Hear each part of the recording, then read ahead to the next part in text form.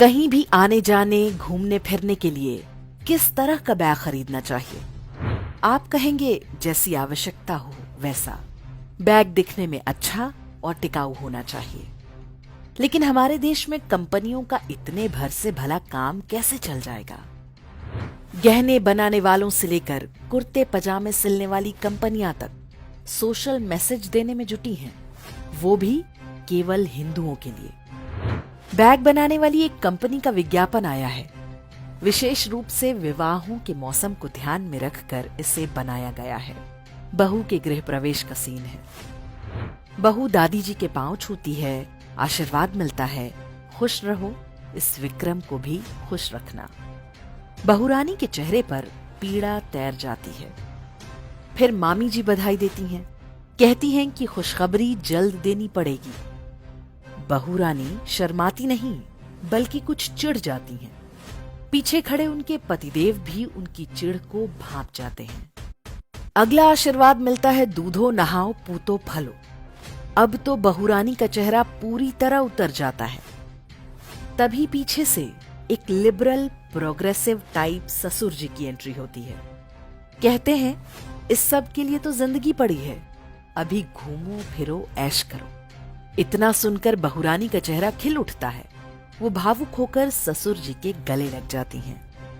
अगले सीन में 3 अटैचियां तैयार हैं। बहू रानी घूमने फिरने और ऐश करने के लिए तैयार है। बरसों से हमारे घरों में बुजुर्ग यही आशीर्वाद देते रहे हैं, दूधो नहाओ पूतो फलो, तुम्हारे जीवन में सारी खुशियां आए।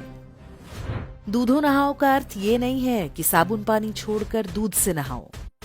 और ये कब से हो गया कि संतान का आशीर्वाद भी बुरा लगने लगा?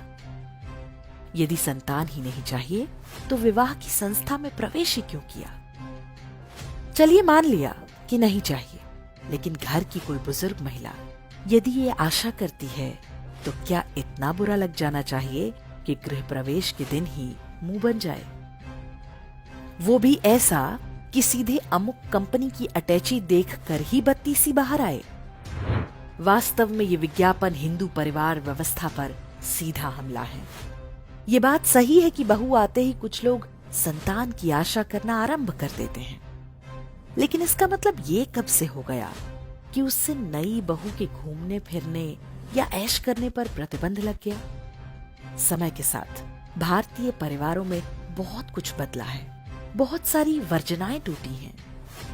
बहुएं आज घूमती फिरती और ऐश भी करती हैं, करियर भी बनाती हैं, लेकिन ये उनकी इच्छा और परिवार की आर्थिक स्थिति पर होना चाहिए। लेकिन अब विज्ञापन वाले बता रहे हैं कि जब विवाह करो तो हिंदू धर्म की परंपराओं पर नाक भौं सिकोड़ो, कन्यादान को गाली दो और उसके बाद बैग लेकर घूमने फिरने और ऐश करने निकल जाओ। कोई कुछ और कह दे तो उसे अपना शत्रु मान लो। ये बीमारी है फेमिनिज्म अर्थात वामपंथी नारीवाद की। इसका शिकार व्यक्ति अपना दिमाग नहीं लगाता बल्कि उस तरह सोचता है जिस तरह उसे बताया जाता है। उसे ऐसा करना कूल लगता है। इन्हीं विज्ञापनों ने लंबे समय तक महिलाओं को सुपर वुमेन बनाकर रखा। बच्चा कीचड़ में खेल कर आए तो फला कंपनी का साबुन लगा दो, कपड़ा फटाक से चमकने लगेगा। 2 मिनट में मैगी बना दो, इत्यादि इत्यादि। इसके बाद आरंभ हुआ उन महिलाओं को नीचा दिखाने का दौर जो घर पर रहकर परिवार की देखभाल करती हैं और बच्चों को अच्छे संस्कार देती हैं।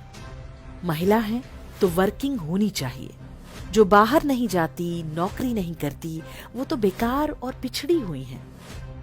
महिलाएं काम पर जाएं, अपनी और परिवार की आर्थिक आवश्यकताओं को पूरा करें, इसमें कोई बुराई नहीं। लेकिन विज्ञापनों ने कब नौकरी करने को फैशन बना दिया पता ही नहीं चला। अब अटैची वाले का ये नया खेल आरंभ हुआ है। शादी तो मौज मस्ती के लिए है। मौज मस्ती में थोड़ी भी कमी हो जाए तो मुंह फुला लो और कुछ दिन बाद लड़ झगड़ कर अपना और सबका जीवन नर्क बना लो। वामपंथ यही चाहता है। उसके निशाने पर भारतीय परिवार व्यवस्था है। परिवार टूटेंगे तो समाज बिखरेगा और भारत कमजोर होगा।